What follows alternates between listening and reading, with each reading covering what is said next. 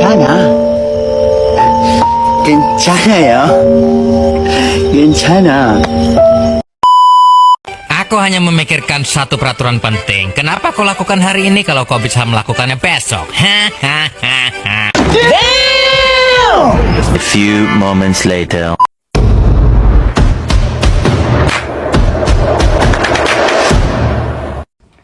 Assalamualaikum warahmatullahi wabarakatuh. Perkenalkan, nama saya Dina Mariam, NIM 2302020012 dari Fakultas Ekonomi dan Bisnis, Prodi Manajemen. Di sini saya akan mempresentasikan tugas mandiri dari mata kuliah Ekonomi Manajerial, dosen pengampu Sri Hastuti Esos MM. Dan di sini saya akan mempresentasikan tentang teori produksi. Sebelum lanjut presentasinya, jangan lupa like, komen, dan subscribe. Jeng jeng jeng jeng. Teori produksi.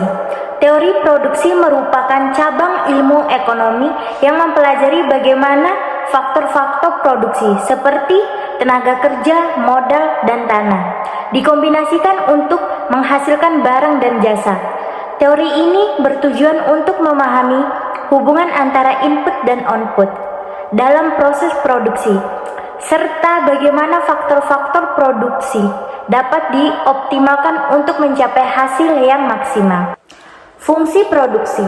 Fungsi produksi menggambarkan hubungan antara jumlah input yang digunakan dalam proses produksi dengan jumlah output yang dihasilkan.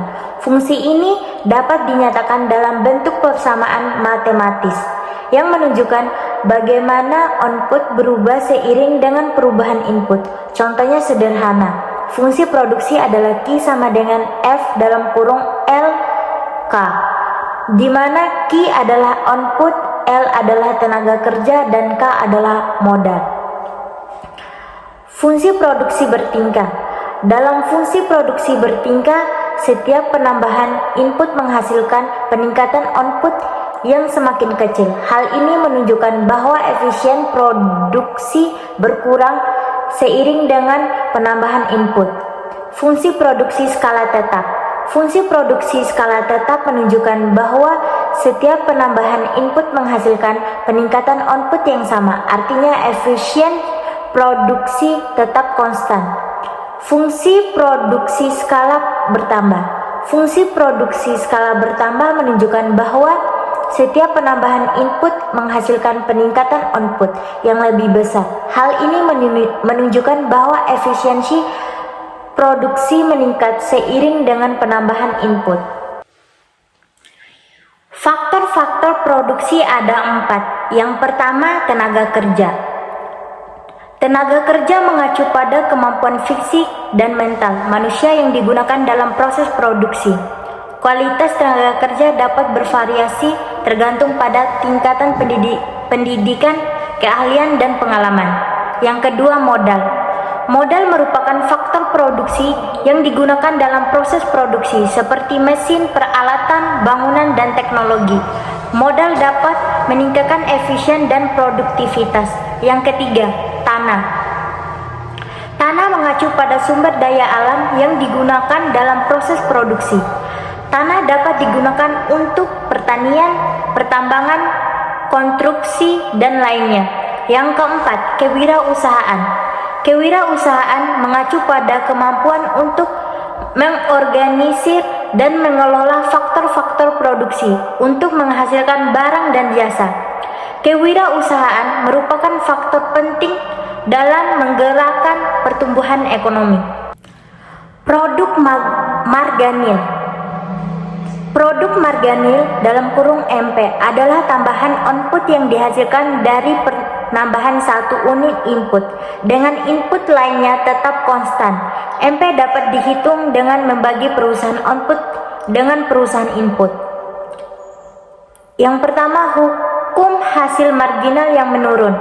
Hukum ini menyatakan bahwa seiring dengan penambahan input, produk marginal akan menurun. Hal ini menunjukkan bahwa penambahan input berikutnya akan menghasilkan tambahan output yang semakin kecil. Yang kedua, faktor-faktor yang mempengaruhi NP. Beberapa faktor yang dapat mempengaruhi produk marginal seperti kualitas input, teknologi, dan skala produksi. Yang ketiga, penerapan MP. Konsep produk marginal dapat diterapkan dalam berbagai bidang, seperti menentukan jumlah optimal tenaga kerja dan harus diperkerjakan atau jumlah optimal modal yang harus diinvestasikan. Produk total dan produk rata-rata. Produk total dalam kurung TP adalah total output yang dihasilkan dari penggunaan input tertentu. Produk rata-rata dalam kurung AP adalah output per unit input. AP dapat dihitung dengan membagi produk total dengan jumlah input.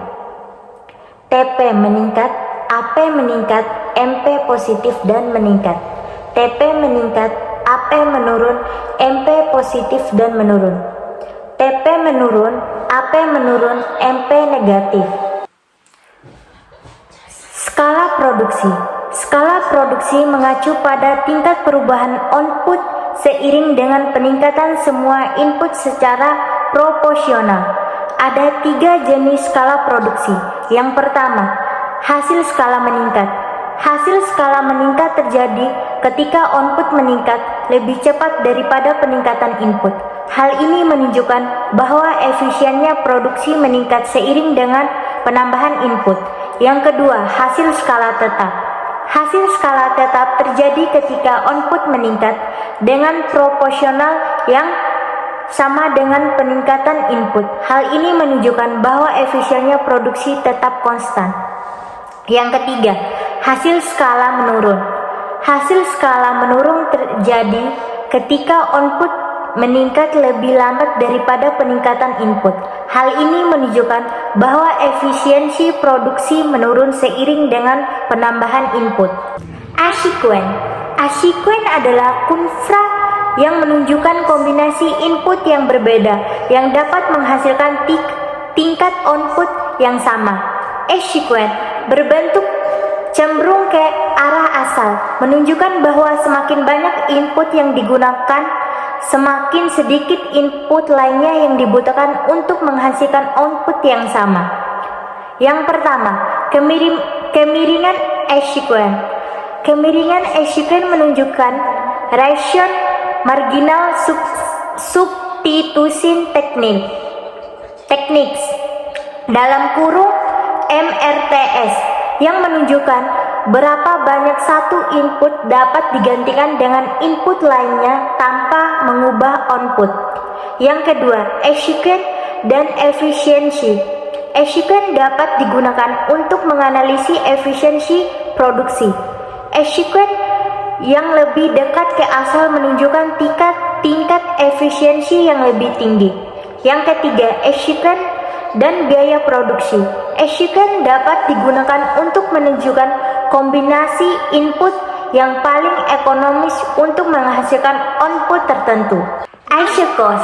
Asyikos adalah garis yang menunjukkan kombinasi input yang berbeda yang memiliki total biaya yang sama. Asyikos berbentuk lurus, menunjukkan bahwa semakin banyak input yang digunakan semakin tinggi total biaya. Yang pertama, kemiringan Asyikos.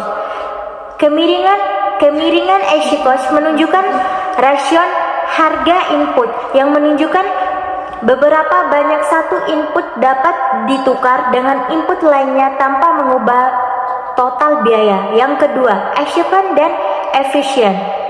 Asyikuen dapat digunakan untuk menganalisis efisiensi biaya produksi. Kombinasi input yang berada pada titik di mana Asyikuen menunjukkan tingkat efisiensi biaya yang maksimal. Yang ketiga, Asyikuen dan keputusan produksi. Asyikuen dapat digunakan untuk membantu perusahaan dalam membuat keputusan tentang kombinasi input yang optimal untuk dibeli berdasarkan biaya dan output yang diinginkan. Efisien produksi dapat diukur dengan 3 cara. Yang pertama, efisiensi teknik. Efisiensi teknik adalah kemampuan untuk menggunakan input dengan cara yang paling efisien, yaitu menghasilkan output maksimum dari setiap unit input yang digunakan. Yang kedua, efisiensi ekonomi.